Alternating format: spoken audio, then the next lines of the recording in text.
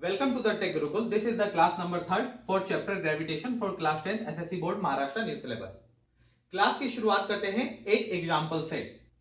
ये एक दीवार है, ये एक कार है और कार रेस्ट में है। कुछ इस तरीके से ये कार है, ये दीवार है और दोनों एक दूसरे को टच कर रहे हैं और जो ये कार है ये रेस्ट में है।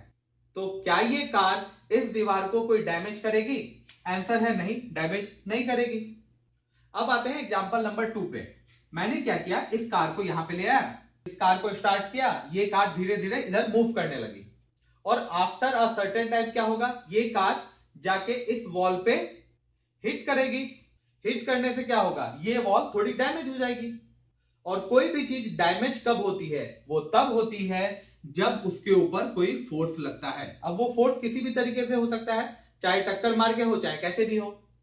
तो ये बात तो यहां पे कंफर्म है कि इस दीवार पे फोर्स लगा है। फिर से एनालिसिस करते हैं इस एग्जांपल को और इस एग्जांपल को। यहां पे फोर्स नहीं लग रहा था बट यहां पे फोर्स लगा है, दैट मींस डैमेज हुआ है। तो किन कारणों से डैमेज हुआ है? कार का वेट 1000 केजी यहां भी था, कार का वेट 1000 केजी यहां भी था, एक वॉल यहां भी थी, एक वॉल यहां भी है। पहले कार रेस्ट में थी, अब मैंने कार को एक एक्सेलरेशन दे दिया है। तो हो ना हो ये फोर्स एक्सेलरेशन की वजह से लगा है, ये कंफर्म है, क्योंकि यहां पे और कोई फैक्टर तो दिखता नहीं जिसकी वजह से फोर्स यहां पे क्रिएट हुआ है।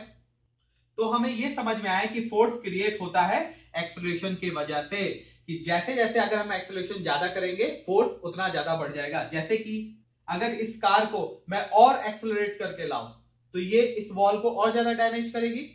Come to the next example. अब यहां पे क्या था, 1000 केजी की कार थी। अब मैंने क्या किया, यहां पे 3000 केजी का एक ट्रक ले आया और जो यहां पे मैंने एक्सेलरेशन दिया था लास्ट टाइम इस कार को, वही सेम एक्सेलरेशन मैंने दिया इस ट्रक को। एक्सेलरेशन के साथ मैंने कोई चेंज नहीं किया, जितना उस कार को दिया था उतना ही इस ट्रक को दिया। तो ट्रक जब जाके इस वॉल को हिट करेगी, दैट मींस डैमेज करेगी, तो वो ज्यादा डैमेज करेगी, कम करेगी या बराबर करेगी? आंसर है ज्यादा डैमेज करेगी। बड़ी ट्रक है, उसने वॉल को हिट किया तो क्या हो गया, वॉल ज्यादा डैमेज हो गई। तो वापस आते हैं इस सिनेरियो पे। फोर्स एक्सेलरेशन पे तो डिपेंड करता ही है और साथ में मास पे भी डिपेंड करता है। क्यों? क्योंकि अभी हमने पिछले वाले केस में देखा कि हमने एक्सेलरेशन सेम रखा था जो कार का था, बट उसके बाद भी वॉल को ज्यादा डैमेज हुआ। तो इसका मतलब यह है कि कहीं ना कहीं यहां पे मास भी इफेक्ट कर रहा है। तो ये बहुत ही फेमस फॉर्मूला है F = ma, जो न्यूटन ने हमें बताया। अब आते हैं नेक्स्ट एग्जांपल पे। ये अर्थ है और ये एक बॉडी है। ओके, सपोज इसका मास है m1 और इसका मास है m2। मैंने इस बॉडी को होल्ड करके रखा है ताकि ये नीचे ना गिरे, दैट मींस ये किसमें रहेगी, रेस्ट में रहेगी।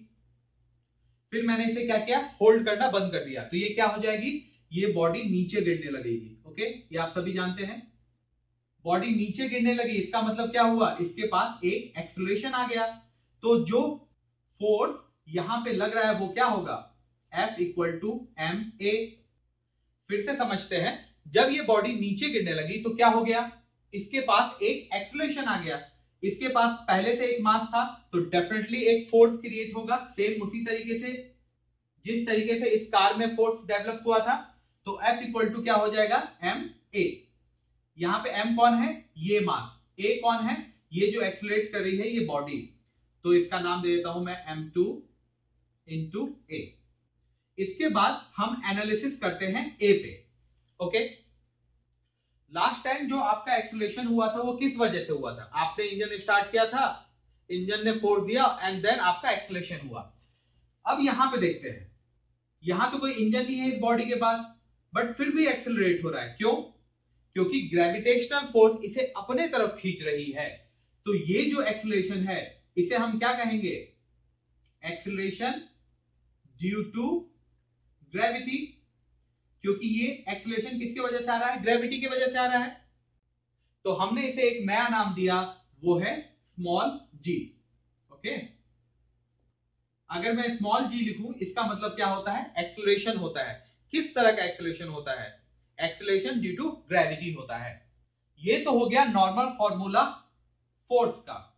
अब एक और फॉर्मूला आपको पता है पहले से, अगर दो बॉडी हो तो दोनों के बीच में एक ग्रेविटेशनल फोर्स लगता है, यहां से लेके यहां तक, सेंटर से लेके सेंटर तक 90 डिग्री पे। और उस फोर्स को आप कैसे डिफाइन करते हैं? Force due to gravity equal to m1 that means इसका mass into m2 that means उसका mass upon d square. d square किसे कहेंगे? यहां से लेके यहां तक के लेंथ को, साथ में ग्रेविटेशनल कांस्टेंट। अब जो फोर्स है जो हमने पहले यहां निकाला और जो ये फोर्स है, क्या दोनों इक्वल है? यस इक्वल है, क्योंकि ऑब्जेक्ट वही है, सिनेरियो वही है। अगर फोर्स लग रहा है तो दोनों फोर्स इक्वल ही होंगे। तो ऐसा मैं लिख सकता हूं this one equal to this one, तो क्या हो जाएगा? G into m1 into m2 upon d square. अब क्वेश्चन ये है कि यहां पे d क्या है? अब अगर आप अर्थ का रेडियस देखें तो कितना होता है? 6400 किलोमीटर। ये हार्डली कितना होगा? 10 metre, 20 metre, 30 metre, sorry kilometre. ये हार्डली कितना होगा? 10 मीटर, 20 मीटर, चलिए 1 किलोमीटर मान लेते हैं, 2 किलोमीटर मान लेते हैं। बट स्टिल वो 1-2 किलोमीटर भी 6400 किलोमीटर के सामने कुछ भी नहीं होगा। तो अगर मैं एक लमसम अमाउंट लूं तो डायरेक्ट मैं क्या लिख सकता हूं? 6400 किलोमीटर। तो यहां पे डी का वैल्यू हम चेंज नहीं करेंगे, वही रखेंगे जब तक कोई बहुत ही बड़ा वैल्यू ना हो, 100 किलोमीटर, 200 किलोमीटर। तो ये वाला पार्ट दैट मींस ये वाला पार्ट इक्वल टू होगा ये वाले पार्ट के m2 इंटू जी। जी क्या है? जी ए होता है, ग्रेविटेशन में हम इसे क्या कहते हैं? जी कहते हैं। m2 से m2 कट हो गया और ये सारा काम हमने किस लिए किया है? ये सारा काम हमने g का वैल्यू निकालने के लिए किया है। तो g का वैल्यू निकाल गया हमारा ऐसा। अब इस फॉर्मूले का हम एनालिसिस करते हैं। यहां पे g किस बात पे डिपेंड करता है? यूनिवर्सल कांस्टेंट पे। दूसरा मास वन। मास वन किसका है? अर्थ का मास है। d दैट मींस रेडियस, ये किसका रेडियस है? अर्थ का रेडियस है। तो आप कहेंगे ठीक है, ये मास अर्थ का है, रेडियस अर्थ का है, तो इससे क्या फर्क पड़ता है?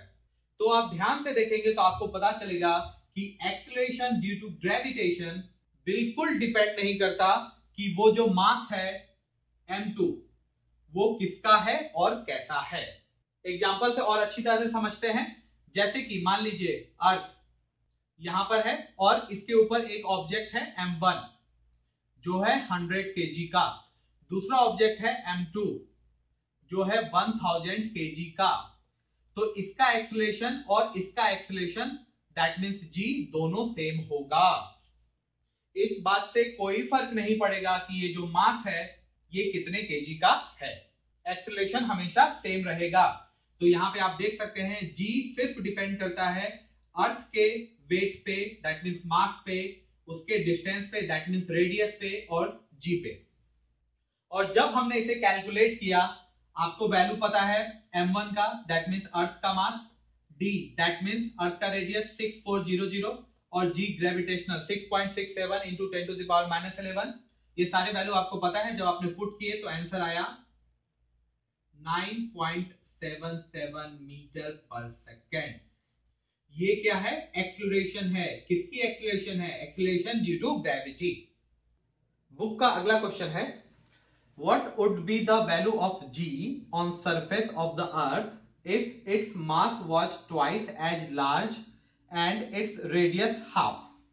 सबसे पहले मैं g का फॉर्मूला लिख देता हूं। g क्या होता है? g that means gravitational constant into mass of earth divided by radius square। किसका रेडियस है? ये अर्थ का रेडियस है। और यहां पे g क्या है? g बेसिकली एक्सीलरेशन है। यहां पे हम g इसलिए लिखते हैं क्योंकि ये जो है एक्सीलरेशन ड्यू टू ग्रेविटेशन आया है। Come to the question again.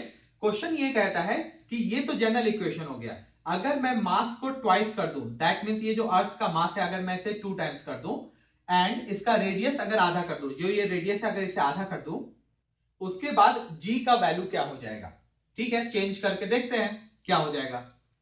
ये वाला जो पार्ट है g ये तो कहीं भी चेंज नहीं होने वाला, तो ये अपनी जगह पे रहेगा। हमने मास को 2 टाइम्स कर दिया है, तो अगर me मास है तो ये क्या हो जाएगा? 2 इंटू me। और रेडियस को क्या कर दिया है मैंने? हाफ कर दिया है। दैट मीन्स अगर रेडियस पहले r था तो अब क्या नया पार्ट बन गया है r/2, तो इसका होल स्क्वायर हो जाएगा r/2 का होल स्क्वायर। इसे आगे सॉल्व करता हूं तो होगा j इंटू 2me, r का r स्क्वायर और 2 का क्या हो जाएगा स्क्वायर, दैट मीन्स 4। अब ये नीचे है तो ये पार्ट चला जाएगा ऊपर और ये हो जाएगा ऐसा। अब ये जो नंबर है इसे अलग कर देता हूं, 2 इंटू 4 ये हो जाएगा 8, बाकी क्या बचा g into M E upon R square. अब यहां पे कंपेयर करिए, this is the mass of earth, okay. अब यहां पे कंपेयर करिए तो ये वाला पार्ट ये वाले पार्ट के बराबर है और ये क्या हो गया है 8 टाइम्स हो गया है। तो अगर आपसे वैल्यू पूछे तो आप 8 को मल्टीप्लाई कर देंगे 9.77 से। अगर आपसे सिर्फ इफेक्ट पूछे कि क्या फर्क पड़ेगा तो आप क्या बोलेंगे कि अभी 8 टाइम्स हो जाएगा। That is your answer. Next topic, change along surface of the earth. Earth का सरफेस बहुत अनइवन होता है, आपको पता है, कहीं बहुत ऊपर होता है कहीं बहुत नीचे होता है, और अर्थ सर्कुलर भी नहीं होता है, जैसे कि ये सर्कल की तरह नहीं होता है। उसके अलावा एक मेन डिफरेंस और है, वो क्या है, जैसे कि ये वाला पार्ट आपका कहलाता है इक्वेटर, आप सभी को पता होगा, और ये वाला पार्ट आपका कहलाता है पोल। तो यहां पे आ गया आपका नॉर्थ पोल और यहां पे आ गया आपका साउथ पोल, और बीच में क्या है, ये है सेंटर।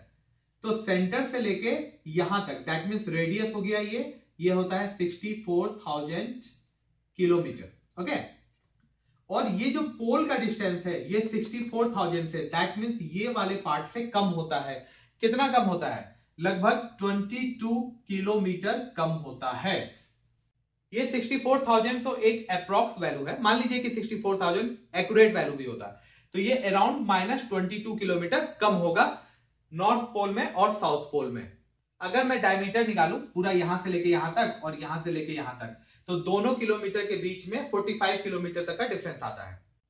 तो रेडियस के लिए कितना है 22 23 किलोमीटर, ऐसे ही कुछ आया। ये समझते हैं हुआ कैसे। मान लीजिए कि ये एक अर्थ है, ये वाला ये आपका अर्थ है, राउंड नहीं बट स्टिल मान लीजिए ये हजारों सालों करोड़ों अरबों साल से ये क्या हो रहा है, मूव कर रहा है इसी तरीके से और इसी एक्सिस पे। ऐसा ऐसा तो मूव नहीं करता, वो सिर्फ ऐसे ही मूव करता है सन के चारों तरफ। कोई भी चीज अगर लगातार ऐसे मूव कर रही है तो अपना मास कैसा, वो बाहर की तरफ फेंकने लगती है। देखिए ऐसा, कभी आपने राइड भी लिया होगा तो क्या होता है, जब आप चारों तरफ घूमने लगते हैं तो आप बाहर की तरफ आपकी बॉडी जाने लगती है। उसी तरीके से जो अर्थ का पार्टिकल होगा वो भी बाहर की तरफ जाने लगा होगा, तो ऐसा हो जाता है ये वाला पार्ट थोड़ा सा बाहर चला जाता है, इसीलिए यहां का रेडियस हो जाता है ज्यादा, ऐसा हो जाता है। और जो मास है बॉडी का वो तो एक ही है, दैट मीन्स अगर 1000 पार्टिकल से अर्थ बना है तो 1000 पार्टिकल ही रहेगा। तो अगर हमने कुछ मास इधर बढ़ा दिया तो कहीं से तो कम होगा, तो वो ऊपर से और नीचे से कम हो जाता है। फिर से समझते हैं, ये अर्थ है चारों तरफ घूमने लगी, घूमने की वजह से क्या हुआ, कुछ मास इधर और कुछ मास इधर जाने लगे। तो अब ये जो मास है ये कहीं से तो निकलेगा, तो ये ऊपर वाला पार्ट और नीचे वाले पार्ट को थोड़ा सा प्लेन कर देता है। तो ऊपर का पार्ट ऐसा सर्कुलर ना होके कुछ इस तरीके का होता है, इस तरीके का हो जाता है, और नीचे से भी इस तरीके का हो जाता है, और दोनों तरफ से थोड़ा थोड़ा ये बाहर निकल जाता है। इसीलिए यहां पे आपका रेडियस ज्यादा होता है और यहां पे रेडियस आपका कम होता है। अब रेडियस कम और ज्यादा से क्या फर्क पड़ता है, मान लीजिए कि ये एक सेंटर है, चलिए यहां पे एक सेंटर ले लेता हूं। कहां का एक्सेलरेशन ज्यादा होगा, जो बॉडी इस सेंटर के पास होगा उसका एक्सेलरेशन ज्यादा होगा। फिर से समझते हैं, मान लीजिए कि दो बॉडी है ये और ये, इनका फोर्स यहां ज्यादा होगा कि यहां ज्यादा होगा, ऑफ कोर्स जो पास है वही ज्यादा होगा। अब वापस आते हैं अर्थ पे, ये वाला पार्ट है 6400 किलोमीटर और ये वाला पार्ट है समहाउ 63,978 किलोमीटर। तो ये वाले पार्टिकल को ज्यादा फोर्स फील होगा या ये वाले पार्टिकल को ज्यादा फोर्स फील होगा, ऑफ कोर्स जो ज्यादा पास है उसे ज्यादा फोर्स फील होगा। अब ज्यादा फोर्स फील हो रहा है इसका मतलब क्या है, एक्सेलरेशन ज्यादा है। तो जो एक्सेलरेशन दैट मींस जी पोल पे ज्यादा होता है और एक्सेलरेशन ऑन इक्वेटर थोड़ा कम होता है पोल के रिस्पेक्ट में, क्योंकि दोनों के बीच में अप्रोक्स 22 किलोमीटर का डिफरेंस होता है। Then G of equator is 9.78 metre per second square. ये क्या है? जी का वैल्यू है, और जी का value on pole 9.832, that means ये वाला पोल का जो पार्ट है जी वो ज्यादा होता है। Next topic, G change with heights. यहां पे जी क्या है? जी है एक्सेलरेशन। इसे समझिए आप एक एग्जांपल से। दो बॉडी है, दोनों बॉडी जब जितनी पास होगी तो उनका फोर्स उतना ज्यादा होगा, और जितनी दूर होगी उनका फोर्स उतना कम होगा। और फोर्स क्या होता है? फोर्स होता है ma। That means force depend करता है मास पे और एक्सेलरेशन पे। दैट मीन्स जितनी पास होगी उनका एक्सेलरेशन उतना ज्यादा होगा, तभी फोर्स ज्यादा होगा, और जितनी दूर जाती जाएगी इनका फोर्स कम होगा। दैट मीन्स क्या हो जाएगा? इनका एक्सेलरेशन भी कम होता जाएगा। तो यहाँ पे टॉपिक क्या है? G change with heights. तो हाइट बढ़ेगी तो जी कम होता जाएगा। और एक्सेलरेशन ड्यू टू ग्रेविटी का फॉर्मूला हमें पहले से पता है, g into mass of earth upon radius of earth का स्क्वायर। इसे डेटा शीट से ज्यादा अच्छी तरह से समझते हैं। जैसे सरफेस ऑफ अर्थ, अब ये अर्थ है, यहां पे कोई बॉडी है, तो ये कितनी हाइट पे है? 0 हाइट पे है, तो इस पे कितना एक्सेलरेशन लगेगा? 9.8। उसके अलावा माउंट एवरेस्ट, माउंट एवरेस्ट की हाइट है 8.8 किलोमीटर, कुछ यहां पे होगी, यहां से लेके यहां तक मान लीजिए ये कितनी है? 8.8 किलोमीटर। तो इसका एक्सेलरेशन कितना होगा? 9.8। तो एक क्वेश्चन ये हो सकता है कि 0 पे भी वही जी और 8.8 किलोमीटर पे भी वही जी, क्योंकि 8.8 तो बहुत होता है। तो इसका आंसर मिलेगा आपको फॉर्मूले से। अब फॉर्मूले पे आइए। आर का वैल्यू क्या है यहाँ पे? 6400। अगर मैं इसमें अगर 9 किलोमीटर ऐड भी कर दूं तो कितना हो जाएगा? 6409। तो क्या इस पे कोई फर्क पड़ेगा? आंसर नहीं पड़ेगा। 6400 के सामने 9 किलोमीटर बहुत छोटा होता है, तो चाहे आप 6400 किलोमीटर लिखे या 6409 किलोमीटर लिखे, दोनों लगभग एक होता है। तो जब हाइट में ही कोई फर्क नहीं पड़ा तो क्या इनके जी में कोई फर्क पड़ेगा? आंसर नहीं पड़ेगा। अब आते हैं maximum height by man made balloon.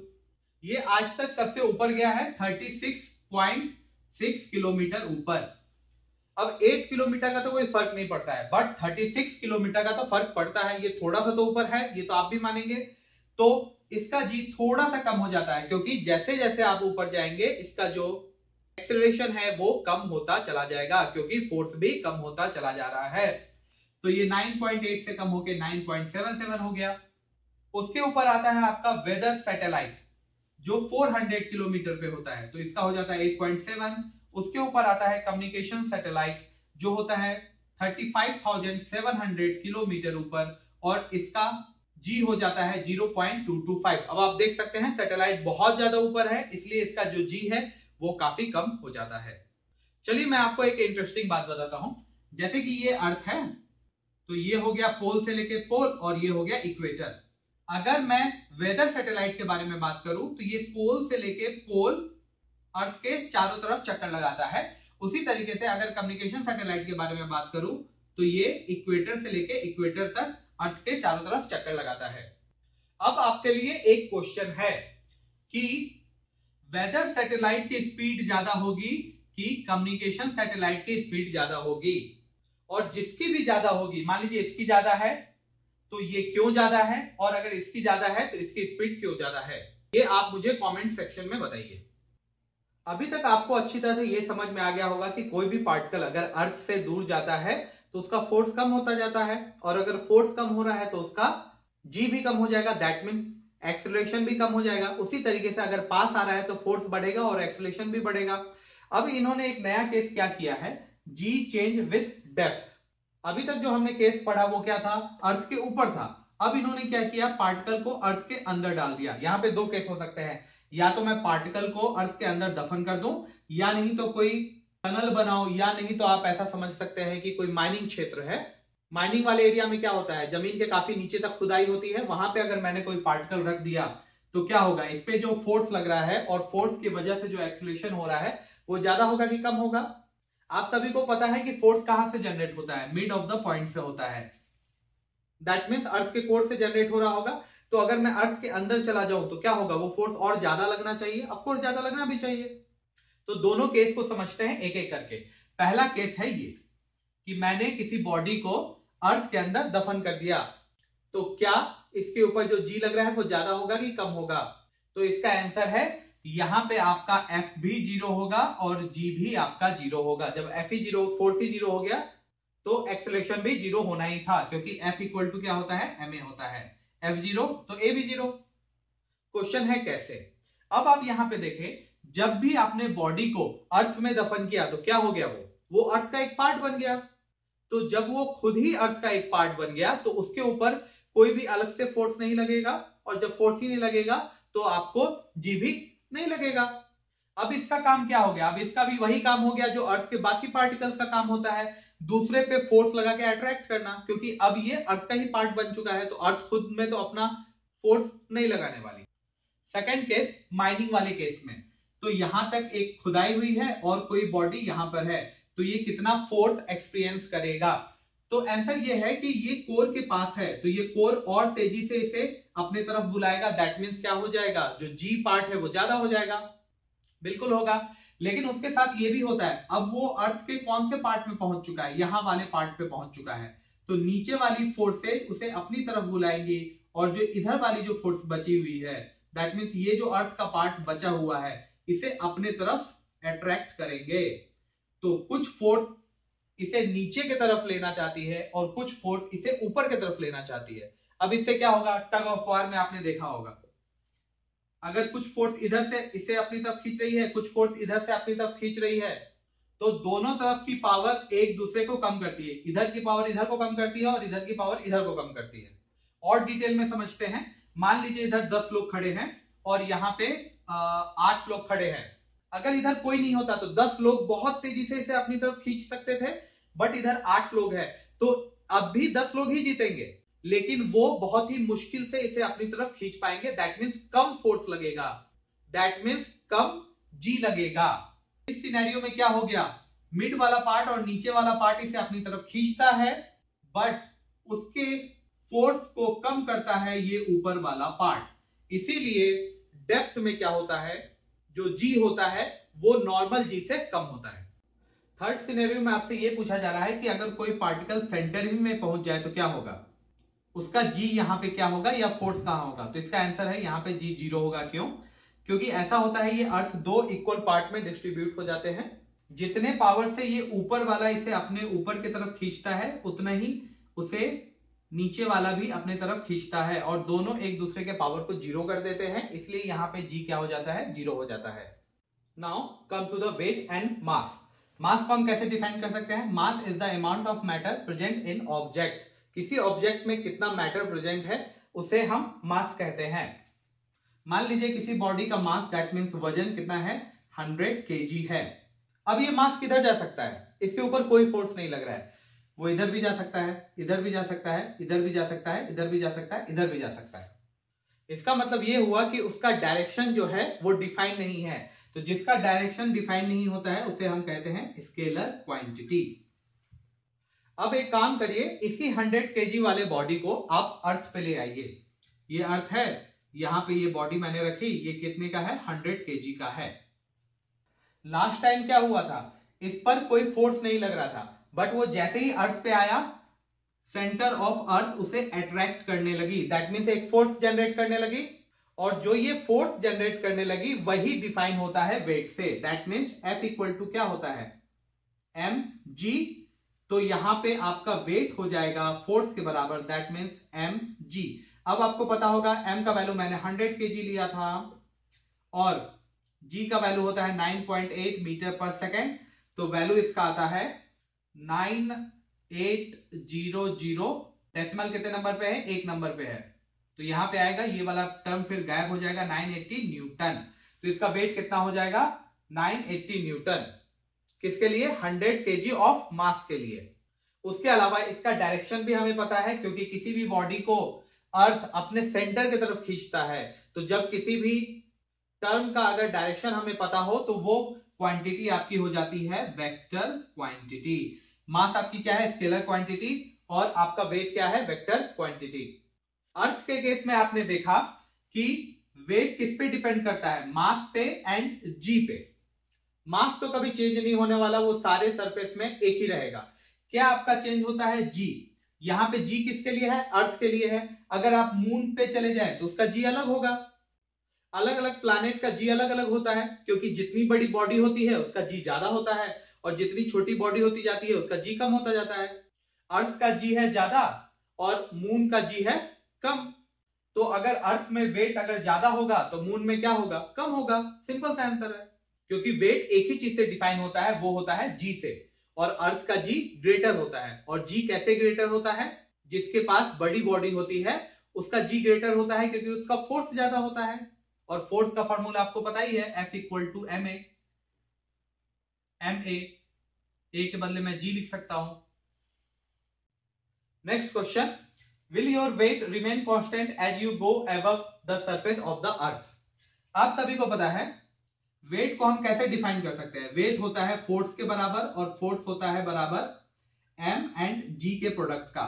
यहां पे तो एम कभी चेंज नहीं होने वाला, एम कभी चेंज नहीं होता, लेकिन जी तो चेंज होता है। जैसे जैसे हम अर्थ के ऊपर चले जाते हैं जी हमारा कम होता चला जाता है। जनरली हम सरफेस पे 9.8 या 9.77 से शुरू करते हैं, कोई भी एक ले, लगभग अप्रॉक्स एक ही वैल्यू देता है।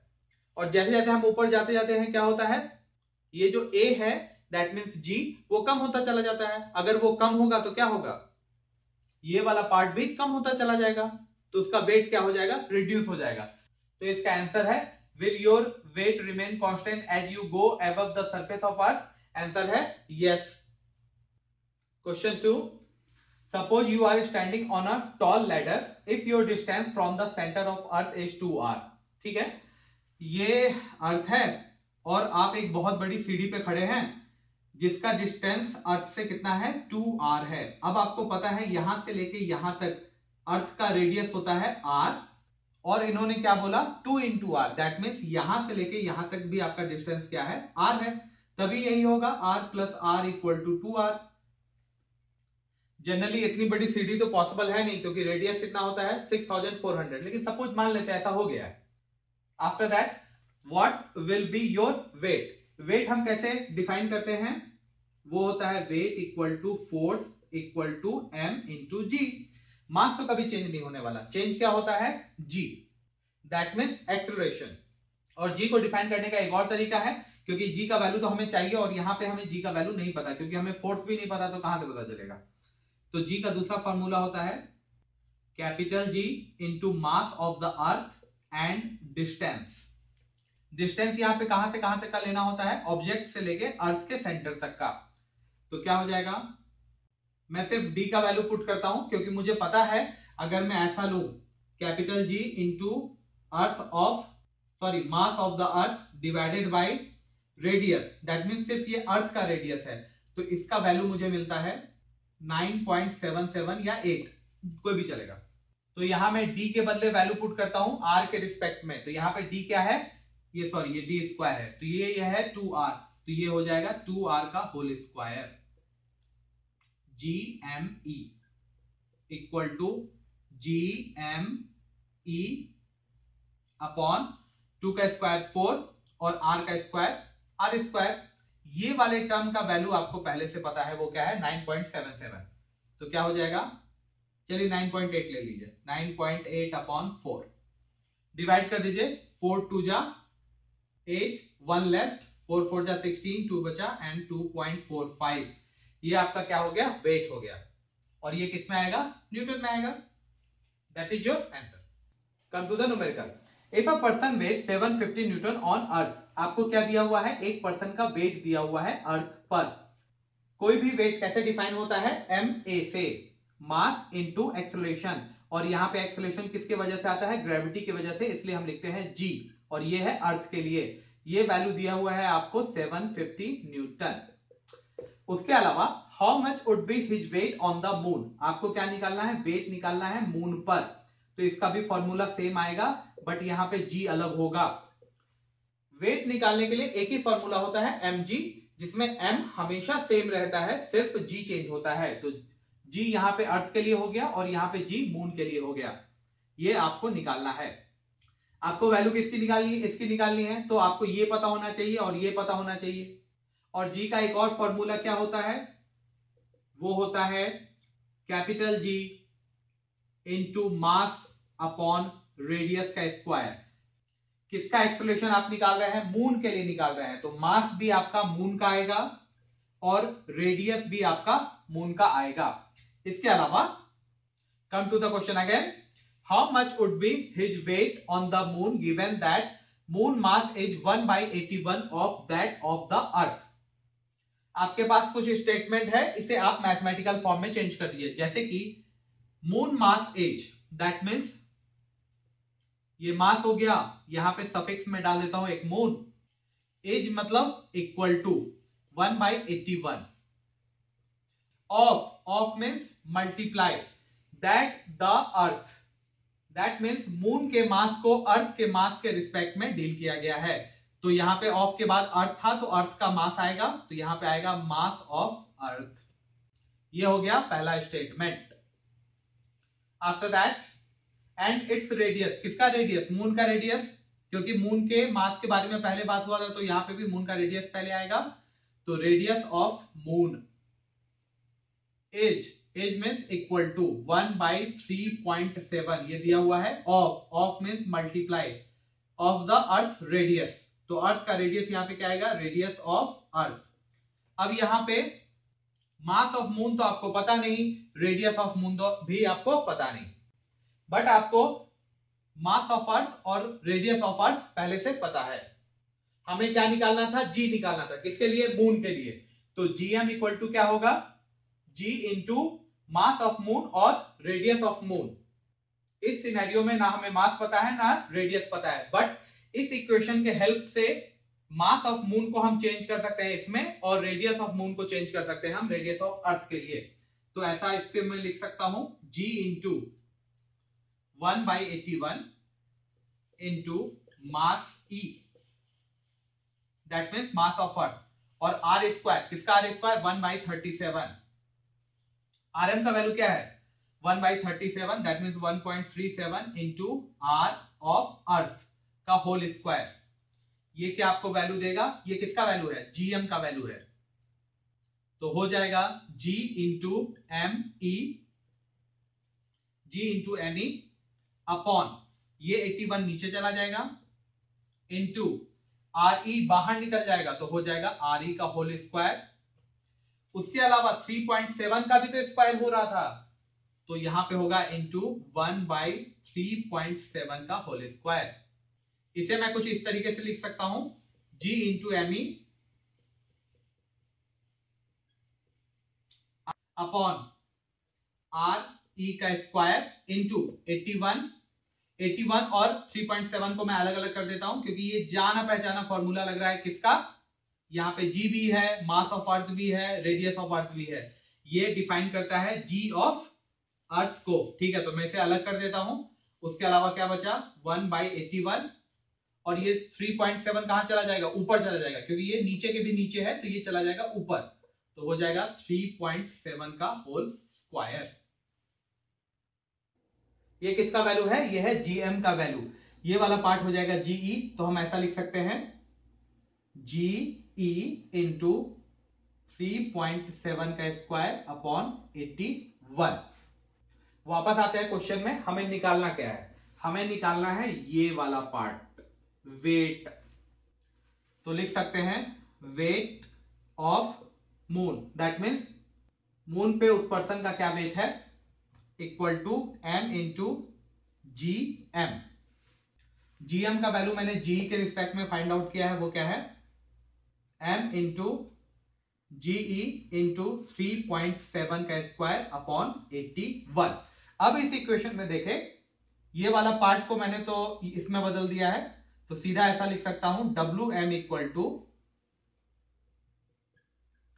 ये वाला पार्ट आपको नहीं पता, ये वाला पार्ट आपको नहीं पता, जी का वैल्यू होता है 9.8, फिर भी इसमें क्या है, दो अननोन टर्म है, और एक इक्वेशन में दो अननोन टर्म से हम कभी भी कोई भी वैल्यू फाइंड आउट नहीं कर सकते हैं। उसके अलावा हमें यह चेक करना पड़ेगा कि कौन सा ऐसा गिवन फॉर्म है जो अभी तक हमने यूज नहीं किया है, वो है आपका ये अगर मैं इस फॉर्मूले से अगर मास निकालू तो क्या हो जाएगा, जीई को मैं इधर ट्रांसफर कर दूंगा तो m इक्वल टू क्या हो जाएगा 750 अपॉन जीई। तो मास के बदले क्या हो गया, जीई के फॉर्म में आ गया। तो यहां पे मास के बदले मैं जीई के फॉर्म में डाल देता हूं तो क्या होगा 750 upon GE into GE into 3.7 का square upon 81। GE GE cut हो गया। वैसे आप वैल्यू भी पुट कर सकते थे, मैंने जानबूझ के इसलिए नहीं किया क्योंकि मुझे पता था ये कट होने ही वाला है। तो क्या आ गया आपका 750 इंटू 3.7 का होल स्क्वायर अपॉन 81, जो वैल्यू देता है 126.8 न्यूटन। आप कैलकुलेट कर लीजिए, आपका यही आंसर आएगा। तो ये हो गया weight of that person on the moon. वैसे आप अगर शॉर्टकट में जानना चाहें तो आप ये हमेशा याद रखें कि अर्थ पे जो वेट होता है किसी भी पर्सन का, मून पे उसका 1/6 वेट होता है। मान लीजिए कि अगर 600 न्यूटन किसी का अर्थ पे वेट है तो मून पे होगा 1/6 of 600 Newton, that means 100 Newton. बस ये प्रूफ करने के लिए कि 1/6 होता है उन्होंने ये सारे कैलकुलेशन करवाए। आई होप आपको आज का क्लास पसंद आया होगा। अगर आपको ये पसंद आया तो काइंडली से लाइक करें, शेयर करें और सब्सक्राइब करना ना भूलें। Thank you so much.